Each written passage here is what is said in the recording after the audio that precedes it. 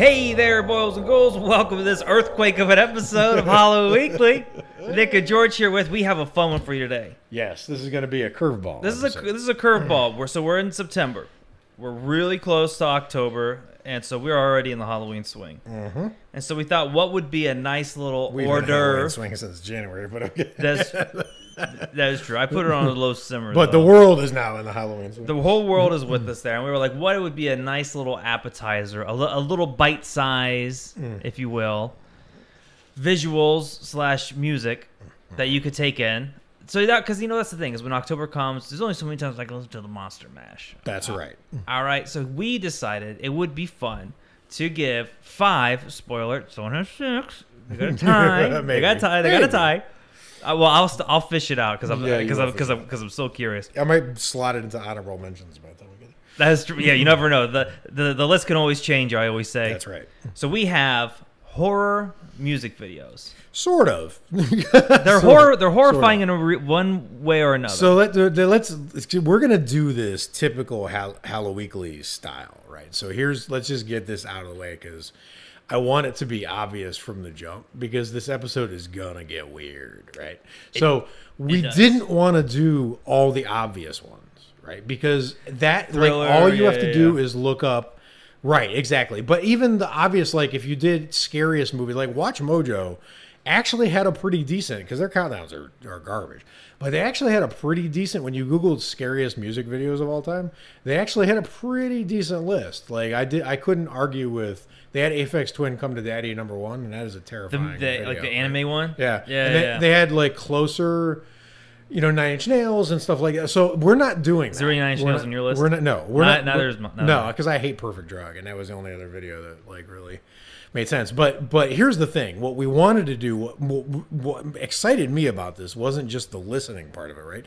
Music videos are a dead art form, right? As far as we can tell, sitting here today recording this podcast. So, like imagine a future 50 years from now, when only 2 people on planet Earth are making podcasts, right? That's when podcasts will have reached the point where music videos are kind of... Yeah, the only people who make music video now is like K-pop stars and like Ariana Grande. The huge yeah, because and like whenever they release a music video, like they break YouTube records in 24 hours, right. And then nobody talks. And lots of other people are making some really cool creative music videos. I actually found a super interesting animated-ish video.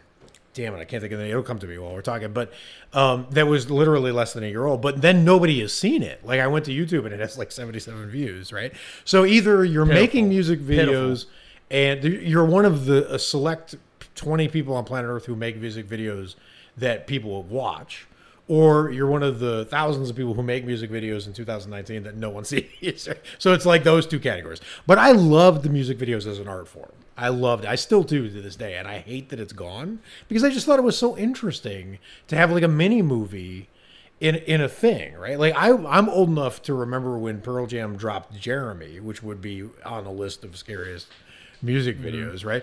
And especially since it's super relevant now, sadly, unfortunately. But one of the things that's crazy about it is when that video dropped, that was like the subject of the week at school. Like everyone I ran with was talking about it. We weren't talking about the song. They were talking about Pearl Jam live, a concert, but they were mostly talking about the video, right? So they had an impact once upon a time. Now no one cares. That's the thing. Yeah. So I was excited to revisit this, but I didn't want to talk about all the obvious ones. So these are going to be some really deep cuts, obscure ones, like whatever. So just, I know if you're listening to this and you're like, oh, I want to make a Halloween watch list, and then we start dropping the ones that we're going to be talking about on this episode, you're going to be like, what are you talking about? But that's because this is personal to us. It's the videos that scared us, but that aren't super obvious for the list. So that's the caveat, right? This list is going to get weird. Because I could just do a scary music video list and it would be super obvious and we would be done, right? But we're not going to do it. Would be all Marilyn Manson. We're fine. We're not going to do that. I was of the age in middle school when Beautiful People came out. Sure. And that song actually freaked me out Like yeah, that, totally. The intro that it's got like that Enter Sandman feel. It feels like your country's getting invaded. It's like it's like a nightmarish Enter Sandman's like dreamy and stuff, but it's like almost like it's more frightening just because it just sounds like something's crawling up behind you. I actually bought that album. I think so. See? I think so. I remember I poured concrete with my dad, and I bought that album from Marilyn Manson because I remember I learned how to play that song because it was just like 2 chords, which is crazy because his guitarist John 5, I think, is like this crazy, amazing guitarist. He's like all these fantastic guitarists all know how to play bluegrass for some reason. Like they can do like the picking and a diddle and like type stuff. Sure, because if they're in a duel with the devil, they want to be able to win. That's true. That's they all learn like whatever. But wait, let's back up because. So you killed your dad, you buried him in concrete, and then you bought Marilyn Manson's album. That's what I got out of that story. Then he came to life and said, "Where's my cake? It's Father's Day." It twisted my head off. Like I'm pouring concrete on my dad. Yeah, it never ends. It never ends like you wish it would. But let's get to the list. So what's your first... what kicks us off? You want to do honorable mentions? Do you even have that one? I don't have an honorable. I just got. So we're just jumping in. Go. So I'll jump in. So this one is... It's funny. All my picks aren't like necessarily my favorite songs on these albums, which is weird because normally like when you think your favorite, you want to go to like the top songs. None of mine are. I'm sorry, I'm lying. One of my picks is my favorite song by that band, but the rest of them are not. Most of the other bands I don't even listen to. You just went with the video. To be honest with you, that's fair. Yeah, like 2 of them. Two out of my 5 are ones that I don't listen to. I've like got one other song maybe that I like. But the first band I'm going to go with is one that I fell in love with in middle school. Middle school, this was the era where all I did was listen to these 2 albums back to back. And it was a band called CKY. You familiar? I vaguely. Vaguely. So they had... I'm more doing the to the... I love that feeling when you get obsessed with a band and you're just playing. Dude, I remember 7th grade, my mom went to their website and bought me like 2 or 3, like a belt buckle. Because the CKY stands for Can't Kill Yourself. Right. Yes. And it's based. I think they named it off of Sleepaway Camp. I love that they have merch, and one of them is a belt buckle. One was a belt. They actually had a shirt because it was CKY, and it was fuck FU CKY real big YOU. Nice. So it's just fuck you. That your mom bought for you. No, she didn't buy me that one. She did not buy me that one because she was scared. You'd already killed your dad, so you were like, "This is." My dad would have been mad because the second album I bought with that same concrete money was a band called Thrice, and I don't even know how you. Oh, I know Thrice.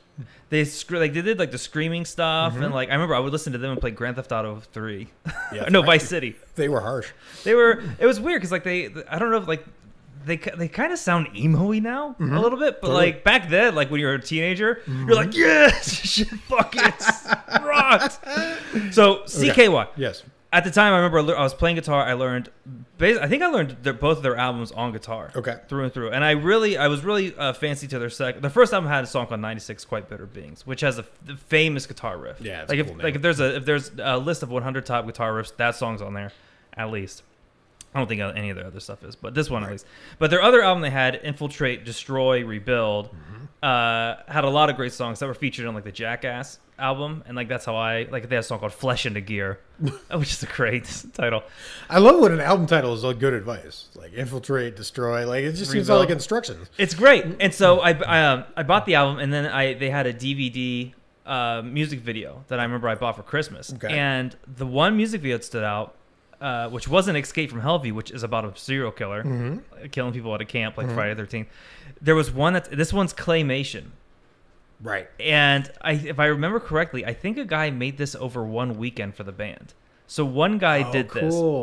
And basically I fucking love stop motion. Do you remember how you caught this video? Well, I bought the DVD, the music video. Okay, so thing, and so you hadn't seen it on TV. You just bought the DVD. Hadn't seen it. Yeah. I'd seen like their other stuff because I think the brother, the drummer in that film's brother was Bam Margera from Jackass. Okay, and so they had all the Jackass movies and other stuff. So like you had seen some of their stuff, but not this one. This one. That's fair. This one, I was like, what the fuck is this? Like, first of all, it's not live action, and second of all, it was really creepy. It's like this weird dystopian, not quite steampunk, gross, rusty vibe. That's what I get from it. I watched a little bit, and I remember watching it and it making me feel weird. And then I remember going back and listening to the lyrics because basically the song is about this place where they create humans to work on an assembly line. So there's creating people to work on a line, and then there's this boss who they keep cutting to, who he's this big fat gluttonous guy with these big round glasses, looks like a real big jerk, and you have these mindless drones kind of doing things, so like grinding up corpses to make more bodies, and it's just the weirdest fucking thing. But there was some lyrics in there that I really liked. So it was right here: work the parts responsibly, piece them biologically. There was even a lyric in there, and I wish I could remember it. It was about drowning in formaldehyde. And I want to do that. I remember my dad was like, "Do you know what formaldehyde is?" And at the time I was like, "No, what's that?" He goes, "It's what they use it's what they put in dead bodies." And then once I made that connection, I went, "Oh God." And it's crazy how long they've been putting formaldehyde in dead bodies. Like, there was a thing. We haven't improved that shit. Maybe it's different now. You know what? I think someone debunked it. Oh, did they? I think someone went through it and they were like, "We don't need to do this." Like, why are we? I think it started with Abe Lincoln because they toured toured his body around the states. Remember, or however far we were back then. And so then everyone's like, "Well, if Abe Lincoln was involved, I'm pretty sure that's how it went." Okay. I watched the thing about it, but it could be wrong. Oh yeah, there it is. Drowning in Formaldehyde, and the song's Inhuman Creation Station. I love that name. Isn't that a title? Love that name. They were so good. Their third album was a little weird, and then the fourth album I fell off, and I had grown up a little bit more, and I wasn't into like the whole skater thing and shit like that. But I remember that video. Like they did. Oh, I do remember the Escape from Hellview video that I almost picked. Their guitarist, he's hanging from a noose and like playing the guitar, and they rigged it wrong, and so he started choking and he passed out and he started twitching. Oh my God! So my choice almost had a murder in it. That's good. That's fair. It qualifies. Wow. It's gonna qualify, but I'm gonna go with Inhuman Creation Station because I do think out of everything else on my list, and the great thing is these videos are not that long. Right? 3, 4, 5 minutes. Not. I would say check this one out first. It was made back in like 2000s, so there's not like an HD quality. All the videos we're talking about were made a long time ago when they made videos. I know we got a couple. We got one, but I think it adds to the charm of it. Totally. Because it makes it feel grainy. It makes it feel grimy. It makes it look smelly. Yeah, I saw the first like 30, 40 seconds of it. I can't wait to watch the rest of it. But it looks, and we should say, let's say at this point of this podcast episode that we have a community on Facebook. Oh, this is the best part. Yeah, it's going to be really fun. Just search Hello Weekly. It's called the Hello Weekly Horror Group. You can go to our page or the group, either or. And what we're doing is, as soon as we actually conclude this, we do a live video to the community every Thursday, 6 o'clock PST. And we're going to do the live after this podcast episode. We're hardworking podcasters. And then we're going to have a watch party after that. And it's going to be all the videos we talked about. All these picks. We're going to do them all. And then we'll put the link of that in the show notes. But if you'll just literally have one place to go, click the link, and you'll be able to see all the videos we're talking about in this episode. Oh, you know what we could also do? Since we have the YouTube thing, I could do this. We can just create a playwist. Perfect. 2 places. I think it's easy. We'll do both. If you look at the show notes and there's not a YouTube link, it wasn't easy. It wasn't easy. Okay, so that was my first pick. That's a good pick. My first pick is going to be half obscure, half not obscure at all. So I was a huge Pink Floyd fan growing up. Right? Like I just loved how they went about doing what they did. I liked their no stars mentality. They were super anonymous.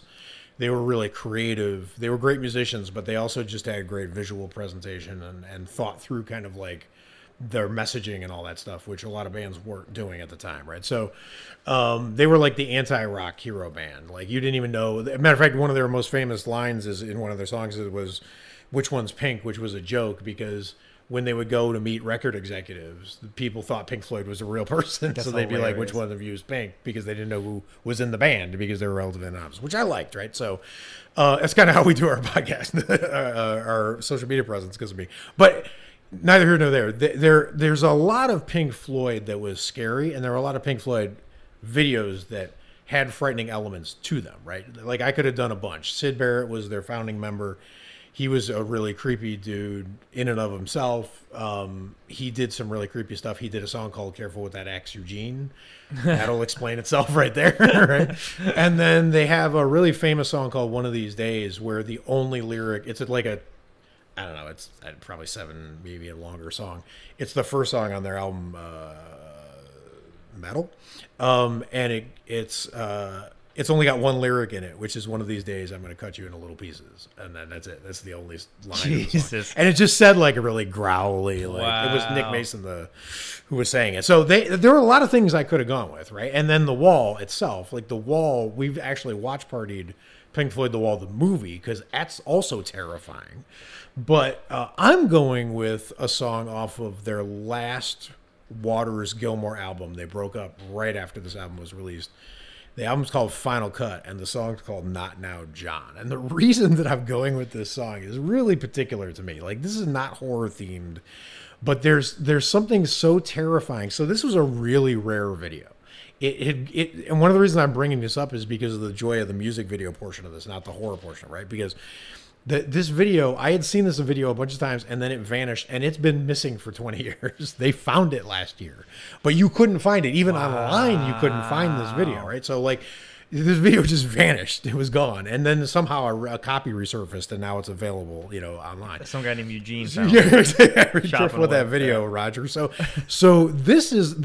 what's terrifying to me about this video and the song itself is, I think Roger Waters, like, he has to be the most functionally crazy major rock musician of modern times. I'm convinced. I would not be surprised if it turned out like he was a serial killer. Like, he's completely nuts and angry. He's mellowed out a lot as he got older, right? But I think he's just genuinely a dangerous mentality, right? And he was a great songwriter with, like, whatever. But this song was that Pink Floyd pushing to their last angry limits right before they imploded. I'm convinced that you can feel the band imploding during this song. Like, they knew it was over. They knew they were breaking up. They knew they couldn't work with each other. They knew it was over. So the song is weird. It's about, like, this like sarcastic take on capitalism and trade and, like, just really weird, like, stuff that Roger Waters would write. But as it gets towards the end of the song, two things happen that are terrifying to me. One is, so the video itself, there's a guy wandering around a ruler factory. He's being haunted by, like, Japanese geishas and weird figures, and then he ends up killing himself. But he not on purpose, I think. So that part is terrifying. But the terrifying music thing that's accompanying that is there's this amazing moment towards the end of the song when they're singing about how, it's from the point of view of someone who's running a country or an army like England or America or something like that, from that point of view, right? And they're talking about what they have to worry about and don't have to worry about. And there's this moment in the song where he goes, we got to worry about the Chinese, which is weird because this is 1981 and now we're here and we're talking about tariffs in 2019 and, like, whatever. So, like, this is a really, like, prescient video, right? But he's like, we have to worry about the Chinese. And then he goes, we don't have to worry about the Vietnamese. And then he laughs. And then there's this maniacal laugh behind him laughing. So Roger Waters is laughing. David Gilmour sounds angry, which he never sounded angry. This, by the way, is his only vocal performance on the album. So it's David Gilmour's last singing performance as Pink Floyd, the original Pink Floyd. Wow. Right? So he sounds angry, and he never did. He was always laid back or sad, right? So then he's angry. He sounds pissed off, which is not surprised. They're about to break up. Roger Waters sounds completely nuts. And then they do this maniacal laughing, and they're like, you don't have to worry about the Vietnamese. And what's so chilling about that is the character in the song is saying is, what countries do you have to worry about? Well, not the Vietnamese because we killed so many of them. Who cares? We don't have to worry about that country, and we broke them, right? Yeah. So the fact that you would have, like, this maniacal, laughing, fictional character just taking glee at snapping countries in half and grinding them down is just terrifying, right?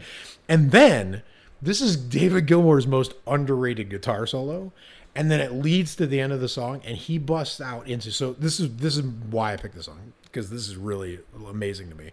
David Gilmour is a Hungarian musician. And I read interviews where he was talking about how evocative guitar playing and music in his area of the country was, right? So, or the world was. So he always aspired to the guitar sounding emotional. He wanted the guitar to be able to sound like it was crying or laughing or gloating, or he wanted it to sound he wanted you to be able to tell from his guitar playing what emotion was happening in the song. Right? He has a style of bending the string that I recently learned. Yeah, and I get exactly what you right. mean by that. Seriously. So, and he like if you listen to Comfortably Numb, the guitar sounds like if you could distill a person giving up into a sound, it's his guitar on Comfortably Numb. But he almost never played angry. A few times, but Pink Floyd didn't have a lot of heavy like those kind of songs. Mellow. But in this song, when it ends, Roger Waters is screaming just pure hatred, and David Gilmour is doing it with his guitar at the exact same time. And then it ends all of a sudden, and the band dissolves, right? Like, it was like they just blew themselves up with dynamite or something. So it's just an amazing, terrifying, it's terrifying the point of view it's written from. That's terrifying how angry they sound. It's terrifying how actually stressed and dangerous I think they were feeling at the time they were doing all this. And Pink Floyd's an inherently scary band. So that's my first. Damn. That's a great sales pitch. Like, I almost want to just pause. Well, you see it on the watch party. I know. Like, I almost can't wait. I almost be like, fuck the live. I gotta watch this shit, and then probably fall down the rabbit hole. So that's number 5. My dad actually saw Roger Waters last year. Oh wow, that recent. Yeah, he's solo. Yeah. He doesn't do the thing. Totally. But he's. That said it was good. I saw his video, the live video he did in Mexico, the really controversial performance he did down there. Oh yeah. He was doing Song from Animals. And like I know he was touring with The Wall for years and years. I have all kinds of respect for him, but he's also completely nuts. But exactly, as long as you're on stage, but the good kind of nuts. Not in the crowd. Right. Okay. Okay. So I got Inhuman Creation Station done, dude. You know what I'm also realizing is because the one I didn't write down, the one I actually researched for the show that I fell in love with. The others that I wrote down that first came to mind, all of them are in the same time frame. I actually changed one of mine because I was like, I'm just picking all from the same time period. So isn't that weird? Like, I wonder why because like for me this is middle school. This is 6th, 7th, 8th, maybe a little bit in the 9th grade. Sure. But I wonder what it is about those years where like it's kind of making me realize just how impressionable. Yeah, totally. You are that age for sure, and it's also like let's be honest. I think that.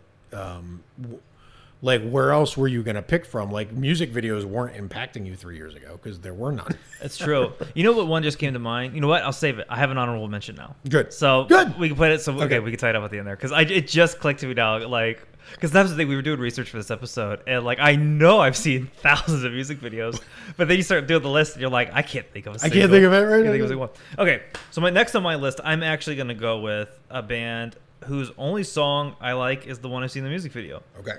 And it's a band called Phantom Planet. Yes. Which I love that title. That's a great name. That's a great title. And the song is called Big Brat. Mm-hmm.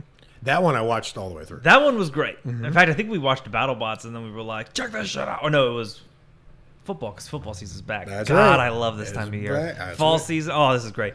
But Phantom Planet had a song called Big Brat. And this I really resonated with for two things. One, I think I saw it when I was in the 7th grade. Mm-hmm. 7th grade was also the same year me and my best friend at the time, Terry, were making short horror homemade movies. Oh, cool. So like we would like we had like some things where like we would film him like trying to ollie off a skateboard in the backyard, and then he would stay the night, we'd play video games, watch horror movies, and then we'd make some. And the first thing we ever did was we made a zombie film. That's awesome. So it was like 3 minutes long, and I actually remember because I figured out how to cut on a camera. Mm-hmm. I was like, oh, it made sense to me. Like if I record and I hit stop, we can then go to the next shot, hit record, and pick up from there. Like it finally clicked, like how to make a sequence of images to like try to tell a story. Right. And so I remember the opening scene was me with a piece of paper. Iron Maiden's Phantom of the Opera. Piece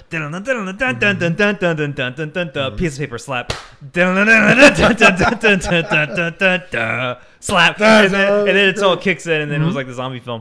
And so we had a lot of fun. And then in middle school, Iron Maiden. I forgot about that. Dude, I know. Anyway, go.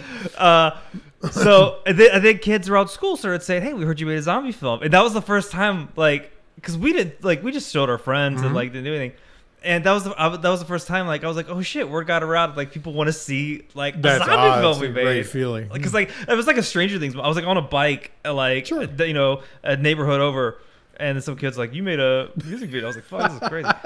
So, Phantom Planet's Big Brat is just that. It is, but they're older. They're probably like in their like mid-20s, right, doing it.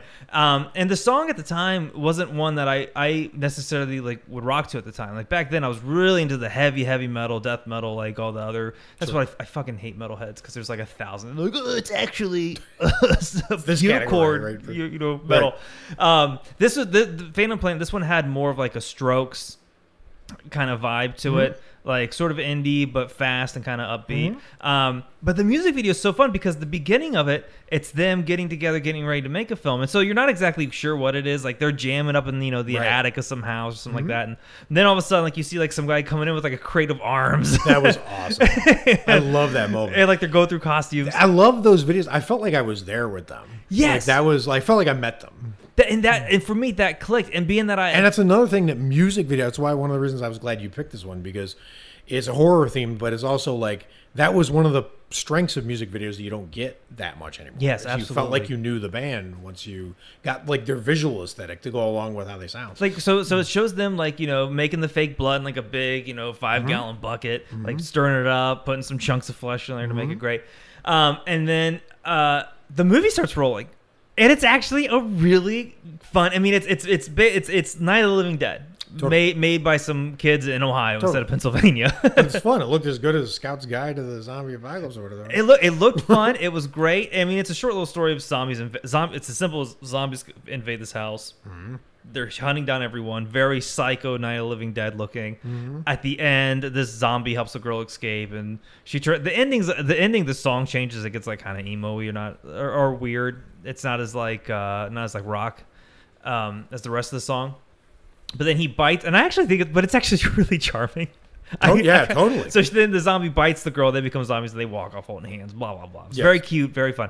But at the time, I just remember thinking, like, I had never seen a music video that was like, I never watched a music video of people making a video. There was like a behind the scenes. Then premiering the video. So then with the movie, because like when the movie starts, I felt like I was at a premiere for a film I worked on. That's awesome. I was like, I know exactly what. Oh, there's that scene. I remember when they shot him going up the stairs. Awesome. But this all happens in the span of 3 minutes. I love it, right? It covered so much ground in so little time. That's what I mean. That's what I love. Like Beastie Boys Sabotage video. Oh, that's is a good unforgettable video, right? But that's what I mean is that you never get that anymore. It's a great song.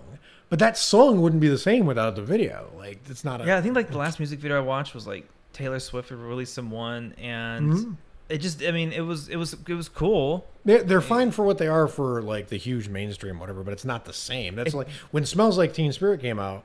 Part of what powered that song was the video that accompanied it, right? So like that, you don't get that 1-2 punch that no, because it's only the major stars that are really releasing scene videos. But yeah, and the closest thing to Phantom Planet Big Brat I've seen, I'm actually going to save for probably my next pick. Okay. So that's but this one's going to be really short. My next pick is going to be really short because first of all, it's a really short song and it's a really old song, but this is a real curveball choice for me. So it's a song called Dark Was the Night, Cold Was the Ground by Blind Willie Johnson. Blind Willie Johnson. Dude, I made a trailer once and used that song. You did? You did?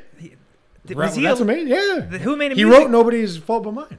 That's an old song. It's a very old song, but there's an incredible story behind it. So there's a reason I'm picking this song. I know how he got blind. Is that the story? Yeah. Well, yeah, for sure. So here's the background to this, right?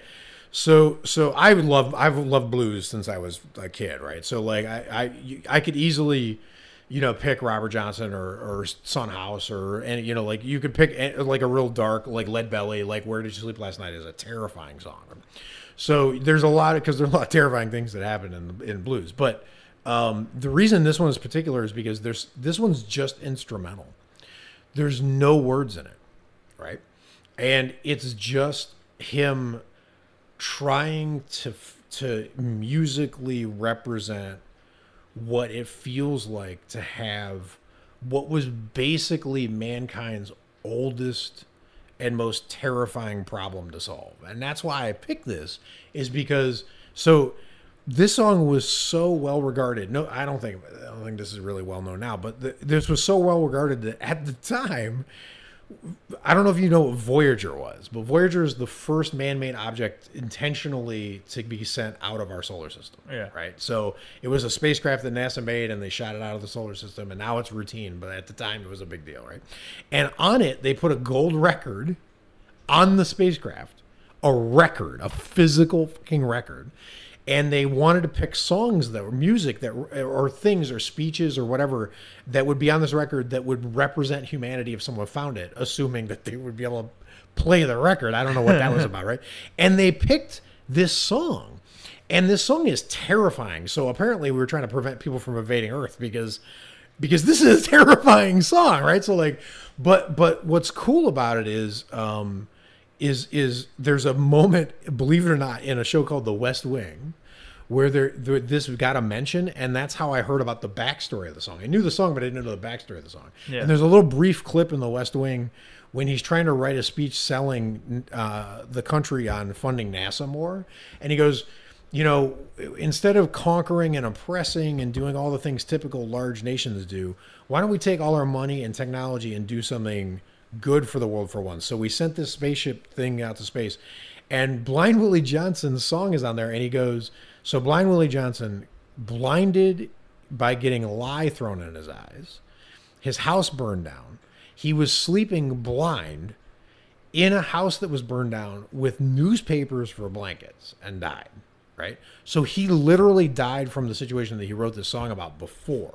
Which, if you think about it, it's terrifying. That's I mean, think about if musicians wrote songs and what they wrote about in the songs came true for them, right? Like Ozzy Osbourne would be a werewolf. Like you have it's terrifying, right? So this actually was a thing that occurred. And then he turned in The West Wing. He turned. This is a corny show, but it was really good. He turned to the character and goes, so he died, alone, cold, wrapped in newspapers, and now his music just left our solar system. And I got a chill like when he said it, right? So it's a terrifying song. It's a terrifying sort of backstory to the song. But the real reason I'm picking it is because you don't have a place to stay or be safe, and you can't. The only place, you got no shelter, no roof over your head, and the ground is cold, and you got to solve this problem. It's literally mankind's first scariest problem we had to solve, right? Damn. And he wrote a song about it with no words, and he conveyed that terrifying, I don't have any place to go, I've got nowhere to escape to. He distilled it into a sound. It's terrifying and amazing, and so that's my my next choice. But the video, I'll show you the video, it's also terrifying because it's just like a bio of him, and that's terrifying in itself. There you go. It's a good song. It's a song. very short.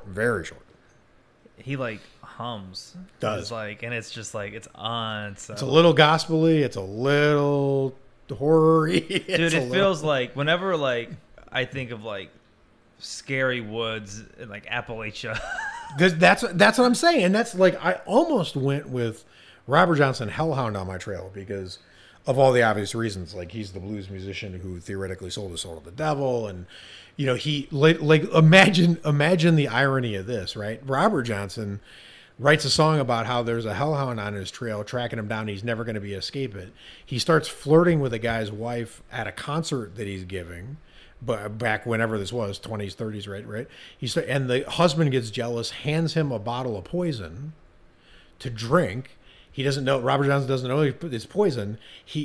A friend of his slaps it out of his hand and goes, don't ever drink an unsealed bottle when someone hands it to you. And he goes, don't ever slap a bottle out of my hand, and grabs it, drinks it, dies in agony on all fours, howling like a dog. And his song, Hellhound on My Trail, that he wrote before this happened, was predicting that he was never going to escape the bad things from how he lived his life. And then there you go. So this happened. I mean, I almost went with there's a lot of choices here, but The Dark Was the Night was the purest distillation of a terrifying thought. Sounds scary too. What's your next choice? All right, so this next one is it's definitely the most recent music video, and to be honest, I'm not familiar with anything of their work other than these two songs, really. Right. And I just really discovered this other one because I wanted to freshen up, but I couldn't believe, and I guess this band Wolf Alice. The song's called Wolf. The band's Wolf Alice. The song is called "You're a Germ." I was listening to that on the way over. So the way I found out about this band was they used their song called Silk in the trailer for Danny Boyle's Trainspotting 2. And it's so good. It's like, it makes the trailer. It really does. In fact, that was the first time like I watched a trailer, and then I went and watched it like I'm not even shitting you. I probably watched it like 45, 50 times. That's crazy. Like when it came out, because it was that good. So I really, really dug that song, and I still have it on like my Spotify playlist. So, like I'll listen to it like driving. But this one, You're a Germ, is like if someone was like, Nick, make a music video. You have 24 hours. Get creative. I would try to make this. Awesome. I would try as hard. That is awesome. Because it has it ticked every fucking box for me. Like, cause I love that you put it like that, because I feel like the way more interesting way to ask the question, like, what's your favorite movie, is if you could pick one movie and say, and make it magically erase everyone's memory and they think you directed that movie, which movie would you pick? Like, I just a way better way to ask that question, you know. And you just did it with the music video. This is the movie. It has an axe killer who looks much like Jason in part 2 with the potato sack Jason. So you get that. The Town That Dreaded Sundown. Jason. Yeah. You get that. You get zombies. I don't know. And the way they get zombies, you get a killer clown with a chainsaw. And the way this film, or the way this music video cuts it, it's almost kind of Tarantino-y, like showing like the things that could. It's like Tarantino, Cabin in the Woods. A lot of fun. The song's very, very, very, very catchy. What a combo! It's such a great combo. But what I really loved about it was I couldn't. But like the zombies actually frightened me. That's awesome. I'm not gonna lie, because the killer comes in and I'm like, okay, a lot of music. There's always a lot of music videos about like a killer and people dying off from around them. It's a fun concept. I'll watch it every time. But then when it cut back to the blood dripping on the girl's hand who were falling throughout the whole music video and these different scenarios, and then they go out the window and then the zombies came up, I went, oh, that's what I was like. It's official. Like, this is on my list. Like, I can't. I could find them. It made it. Yeah, I could find one that like that I really like. I've loved for years and years and years. But like, this has me so excited. There's no fucking way. Totally. Like, I would actually get rid of my whole list just to put this up there. Like, if I said watch one music video, watch that one. Maybe there's the other one who's directed by a good director. But again, it's with the Phantom Planet one. It was fun. Totally. Like, a lot of people, they try to get super serious. They try to be like, you got to have a little. It's a music video. Yes. Either like the one you showed me. I think you took it off your list. No, it's on my list. Did you? That one, they played it really straight. They did, and it paid off. Other times, people they're wobbly. They're wobbly online. They want to be a little cheesy. They want to be a little serious, and then it doesn't work. This one plays it cheesy 100%, and then when it ends, best. like I almost wanted to applaud. That's at the end, like at my That's desk. how like one of my favorite music videos of all time is my favorite game, The Cardigans. I think I showed you that video. It's the one with the car and she's driving like down the road, running over everybody. Oh yeah. And it's a completely absurd. It's even comical at the end. And I think she gets hit in the head with like a flying rock or something like that. But they play it totally straight. I love when they commit, even when it's cheeseball. They know like we got to. So the zombies in this one scared me, and then the chains. And I like when music videos they'll add like sound effects into the music. So like like most people, they just want you to hear the track and like they don't talk over it. But this one, when the like killer clown with the chainsaw comes in, you almost get this like Texas Chainsaw 2 jump scare kind of moment where it's just like like, it's funny you said that, because one of my honorable mentions, I'm obsessed with this band called 12 Rounds. I don't think they exist anymore, but they were one of my favorite music, like obscure bands to make Halloween music out of. When I was handing candy out to kids, because it's really creepy, like whatever music. But they were a lot harder edge than I should have been playing for kids on the street. But they had a song called Bovine, and they replaced the lead guitar with a chainsaw. So they just play a chainsaw instead of the lead guitar. The whole song, and it's like it really works. It's super grating, and then you get used to it, and then it's just like crazy sound. So that's just really cool. So that's my second one. You're a Germ, Wolf Alice. You're a Germ, Wolf Alice. All right, my third choice is gonna be this is a weird one, because so it's a singer called Poe. This is not her real name, and there's a very special reason she's on my list. So her real name is Ann Decatur Danilewski. Where I'm probably not even saying that last name correctly, but forgive me. But she picked the stage name Poe, and it had had periods. So like, when an interviewer asked her what it stood for, she said, depending on her mood, it stood for peace on earth or power of evil, like depending on how she felt that day, right? That's pretty cool. Here's why she's on my list, because I don't think this has ever happened before. So she made amazing music. She also made amazing videos. Her brother is Mark Z. Danilewski, who wrote House of Leaves. So House of Leaves is routinely on every top 20 horror novels ever written list I ever see. So House of Leaves is probably the most successful like art house horror novel ever written, right? It's literally like if you Google best 20 horror novels, if you find a list that is not on it while I'm talking, like I will be amazed because it's on every list. All right, best 20 horror just novels. Put best 20 horror novels all time, right? And he'll probably come up. But here's why I'm saying this. The reason that I love this is because she came out with an album called Haunted, and her album Haunted was released exactly the same time. Second one. Yep. Number 2. Was released exactly the same time as her brother's book House of Leaves. It was a companion piece. So you had an album from a crazy talented musician. Her brother was a crazy talented novelist, and she wrote a horror album because it's Haunted, and he wrote a horror novel, and they released it exactly the same time, and they're the same story. They like interlink. No way. And I don't think that's ever happened before or since in horror, right? So like I just think it was a tremendous accomplishment. She's incredibly talented, right? So that's the thing. Their dad was a documentary filmmaker. They lived in I think the stat was they lived in 6 different countries by the time she was 8 years old, right? So they were just always moving, always traveling. I believe, sadly, her dad killed himself, or he died too young. She found a bunch of tapes that was too emotional for her to listen to of his voice, like interviews, thoughts, like a diary, like a verbal, like a vocal diary. So she storehoused them, and then she started incorporating them into her music, and it's so creepy and cool because they're a super smart family. She's like a physicist or some shit. She's like a singer and a physicist, right? So, and her brother's like a mad genius. So, and they live in LA, so I keep thinking we're gonna meet them sometime. Like, just they're on my list. I don't know if I want to run into these. So she wrote a song called "Angry Johnny," and I'm picking that video.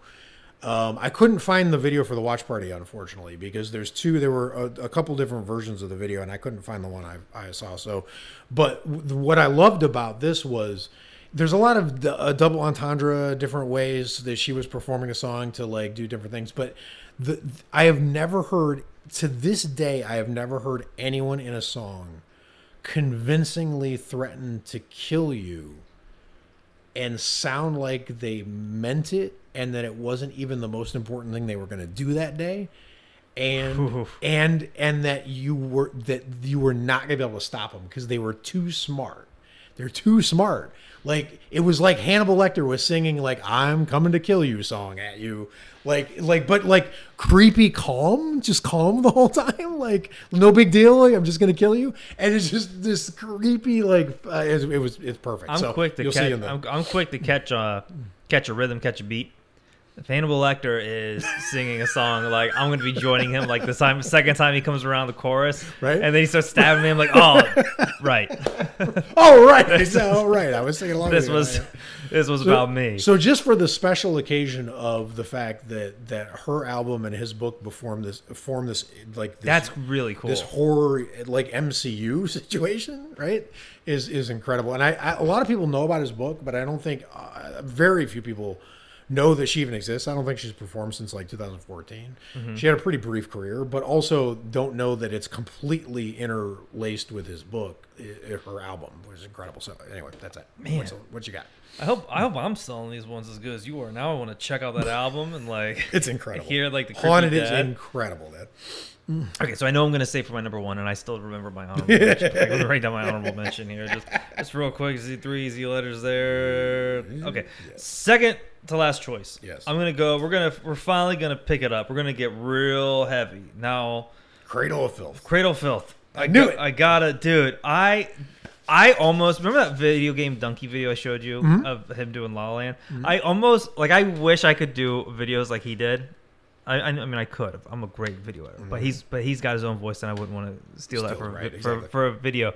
But if I did, and I probably would at some point in time, I would do it for my love of this album that Cradle of Filth did called Damnation in a Day. It was their great name, dude. This album is like, it's like all the dark biblical. There was shit. an era of like biblical sounding, threatening album names that was just. It was so second good. to none, like Rain and Blood, right? But okay, go ahead. So Babylon AD, or the song's called Babylon AD. Yes. And every fucking, like, this album, like, is, I would get home from school and I would just listen. It was the only album I would listen to front to back because it felt like a slow descent into hell. That's how I describe it. Sure. It was their biggest produced album. I think this was the only one they got picked up for Warner Brothers Records. Because they're, I think their death metal is what you consider. I don't know what the fuck. This was the only one I had heard about before you. So whatever kind of metal it is. A lot of those bands, they do like those really cool orchestra interludes, like in between songs and shit like that. But they're all done on like their keyboardist's, keyboard. so it has that fake symphony feel. And if I remember, as a matter of fact, when I googled scary music videos, one of the lists I found, the number one video was November Rain, Guns N' Roses. Really? Which is like, I mean, that song, the interlude you're talking about. But then like you can't even pick that. Well, how would I pick that? It would be the whole watch party. That video is like 2 hours long. Anyway, that would be long. So a lot of them had like really shitty like orchestral parts in it, but I think this one they actually had like a chamber orchestra do it, if I remember correctly, because it sounds way better. And I remember this was the first album where like, because a lot of those bands you can't understand what the fuck they're saying. Yeah, they're just great. And their singer, I love the bands that always had like really theatrical stage presence. And Cradle of Filth had it. Like they were just like it was all like blood. Guar. Yeah. Well, Guar's was Guar's is great. Theirs was a little less subtle. Yeah, no, everyone's was a little less than Guar's. But I really love the stage presence, and then I love whenever they change their name. So the lead singer's name was Danny Filth. And I love that title. And he's just this small guy. And when he screams, he does this high-pitched shrill. And it's at the time, it resonated with me because like it just sounded so aggressive. Nothing else. Because everyone else does that like that real low, grumbly, like Cannibal Corpse style thing. But this, I think them and like Black Dahlia Murder had like singers who could like scream and like, it sounded cool. Sure. And it didn't hurt my vocal cords, like listening to it. Right. So Babylon AD is the music video, and I discovered that on Fuse, same era, same channel. Fuse was a MTV competitor for a brief time. In fact, I think the Fuse building is like I've seen it. Yeah, I think that's them. See, we could probably buy it on eBay. Yeah, I think they got bought or they got taken off a bunch of channels recently. Can't pay their bills. But they had a heavy metal show called Uranium, hosted by Mistress Julia. And I remember when Ozfest would come around, she would always go and interview Ozzy, Zakk Wylde, and all the other people. Cradle of Filth, I think, was one of them. Okay. And that's when I was like, oh, these guys are characters. And so I saw the music video, and it was that time where like I don't think that happens anymore. Where like when you see the music video, you have to run out and buy the album. Yep. Because you're like, if that was that good, what's the other 12, 13 songs gonna sound like? Totally. And this one on my list, other than, I don't think I learned it in Human Creation Station on guitar. I think we did, but I wasn't. I remember my guitar teacher like writing up the tablature and be like, I ain't practicing that. But Babylon AD was the first song that I ever like learned and loved playing. I remember I got a BC Rich guitar, which is one of those like Warlock like X-shaped guitars. It was really great. I think you had to like, I think they were tuned down to like drop C, so it's like standard tuning's E, drop D, and then C is like right there. So like you had to really crank it down, but it gave it that really cool like gothic like heavy metal feel to it. And I remember feeling like a badass playing this song. That's great. But the music video stood out to me. That was my discussion about the song. Like, right. Like the song's fantastic. Yes. The music video is actually based off a film which Danny Filth apparently this was a tribute to. 120 Days of Silo. How you say it? Salo or 120 Days of Sodom, right. It's based off that. Yes. And I've never It's a Pasolini film, which, by the way, is in the Criterion Collection. Is it really? It is. Well, this music video should be in there. But I remember it being like this, like, I remember just feeling weird watching this music video. So it's a girl. She's like a maid or something. She's cleaning up, and she goes into this bathroom and she finds a camcorder. Mm-hmm. Is that what people still call it, camcorder? I felt like from the fucking 90s when I said that. Probably. She finds a Sony Handycam or whatever. Right. And she starts watching it, and it's this weird cult like activity going on. Mm-hmm. And like there's these people standing around watching these people who are like in their underwear, like chained up together, like doing these really weird acts, and the camera's shaky, so it's got this weird Blair Witch feel. You just see glimpses. Something's not right watching this, and you're trying to piece it all together. And then by the time you start to piece it together, the woman watching it is in the tape. Yep. And then it just becomes this big mind fuck. And I think, if I remember correctly, there's a alternate version of the music video where at the end the lead singer like busts open the bathroom door. He's there. Okay. But it just ends with her. The version we got, at least here in the States, on television was more of like she's fine at the end kind of deal. Like maybe she was in there, maybe she wasn't. But of course, that's what we got. Yeah. So we got the sanitizer. I think there's a weird version where like he's there at the end and she's actually like fucked. Right. She's at the end. Well, I wouldn't be surprised because 120 Days of Sodom is a book. Before it was a movie and before it was a song, it was a book, and it was written by the Marquis de Sade. So I don't know if you know who the Marquis de Sade is, but the Marquis de Sade is where we get the word sadism or sadistic. He was a completely insane French writer who invented the psychological idea of, and codified the idea of inflicting pain for pleasure. So this music video feels like terrifying. That. This music video. Your video has a terrifying heritage behind it. Yeah, I had a really embarrassing story about 7th grade, but I think we'll probably skip that. Well, if you enjoy pain, you know what? I do enjoy pain. I'll just say, okay, it's 7th grade. Yes. Hormones are weird, right? Yes, always. Mrs. Ricketts' class. I don't know what happened. Mrs. Frankenstein's class. This is weird. Okay, this is a very 7th grade boy tangent right here. Sure. I coined a term called a loner boner, where you're just sitting in class and all of a sudden you look down and you're like, "What's that?" Right. Mrs. Ricketts, this bitchy science teacher. Mrs. Ricketts. Mrs. Ricketts. That her real name? That's her real name. This sounds like a horror story. Okay. Yeah, she was a science teacher. Ricketts is like a fucking disease. Yeah, she was. Called me up to the class with what was happening to me at the time. No. She was like, "Go to the hallway." And I sat in the back of the class. So I had to walk past everyone. And I remember going home and playing that song on guitar like, "Fuck you, Mr. Ricketts. Fuck you." With murderous thoughts. Murderous thoughts. Oh, Jesus Christ. So there it is. So that is a truly terrifying. It was a horror story. Great Old Filth, Babylon AD. Check it out. The whole album's fucking good. This is out of all my choices. I would say if you had to choose like an entire album to go through. Yes. This one's a fucking journey, man. If you had started a band, your band name would have been Danny Boner. All right, so that's my station name. That's your station. Danny California. California. So there's a really, really old at this point music video by a band called KMFDM, and the video is called "Drug Against War." Right. This is the animated. This is the animated video. And the reason I picked this video is because this video, I saw this video once. I saw this video literally one time, and it was seared into my brain. So, like, if you had sent a sketch artist from the FBI to me and been like, I could have recreated this video from memory. Like, I don't know what it was about the art in the video. I mean, it's a hard song, and it's a fast driving song, and it's like, and the idea in the song is the terrifying kind of what they're building around, right? I mean, it's sort of also hopeful, but like it's terrifying in the way that Master of Puppets would be, because it's the same idea, basically, right? But what really stuck to me about this was this video was Soundgarden's Black Hole Sun before Black Hole Sun. That song fucked up. It looks like Black Hole Sun, but animated. Right? Yeah. It looks like the animated version of Black Hole Sun, but it predates Black Hole Sun by years. You showed me this video before we recorded, and I almost put Black Hole Sun on there because I remember being very young and my dad loving that song. Totally. But in just the few seconds that I did watch that video, I got that something's twisted what I'm viewing, there's something twisted about it, and I can't put my finger on what. And I got that same vibe. Totally. And that's the thing is, and the reason I picked it was because I love music videos. I feel like we're particularly good at what I'm about to say.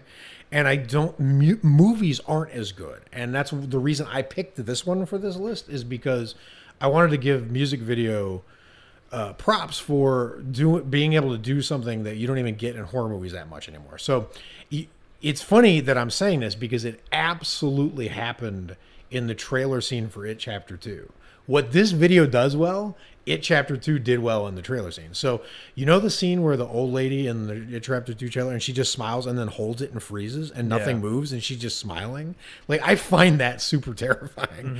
And there's a animated guy in this video with this big smile, and he's got, like, his teeth are so white, they do, like, that ting sound. Oh, and yeah, he's got, like, the sparkle thing, like, whatever.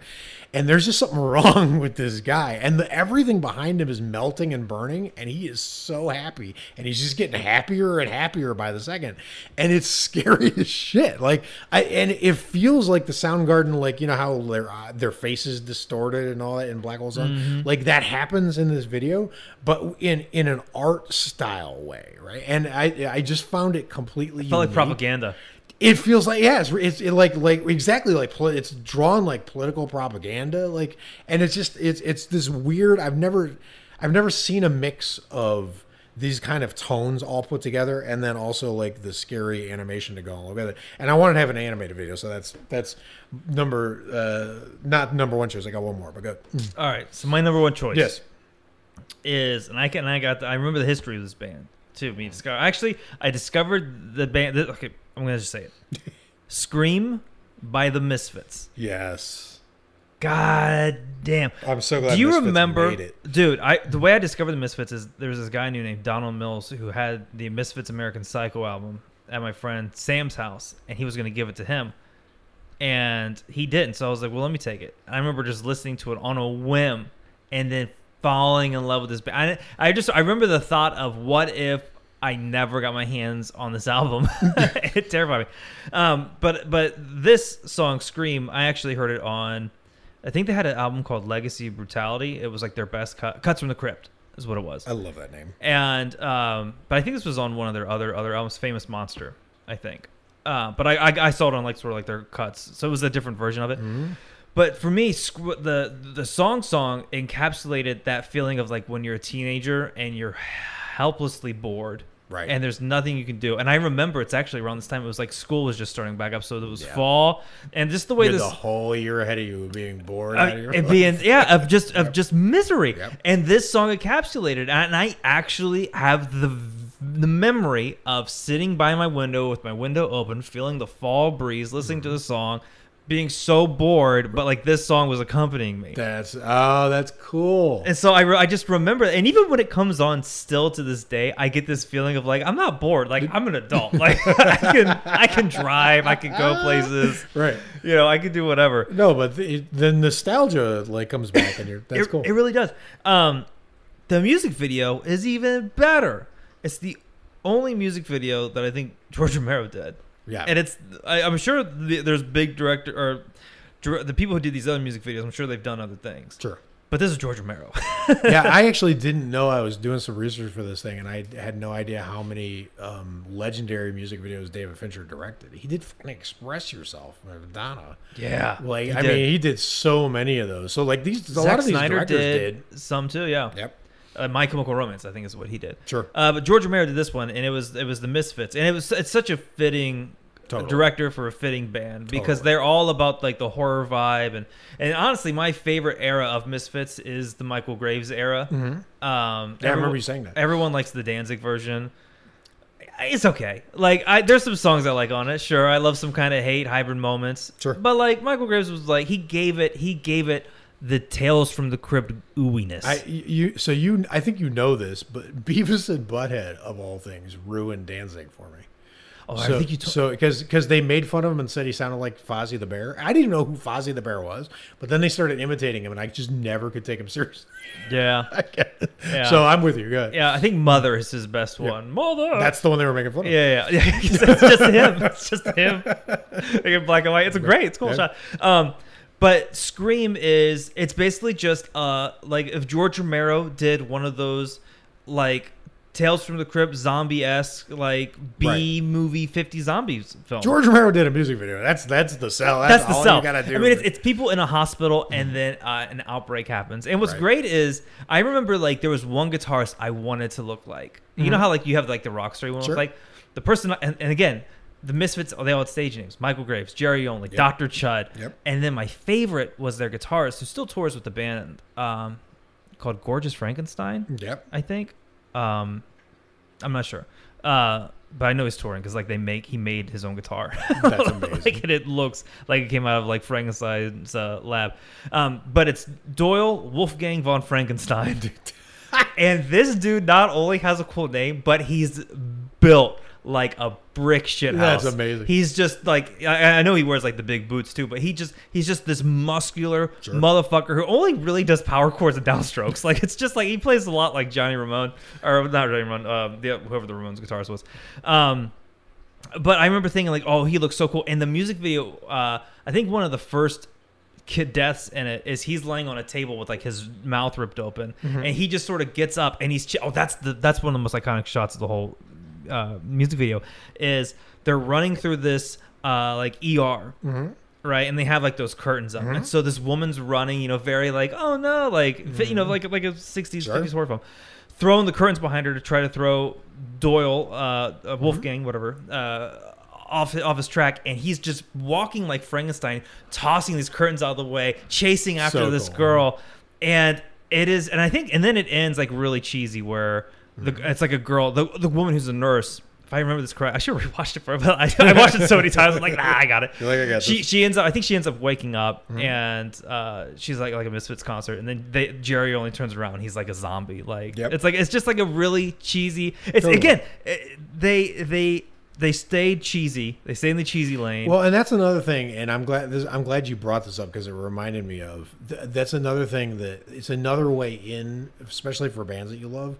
You can tell how much fun they have doing some of this stuff. Absolutely. And that you don't see that. You can't see it from a song, right?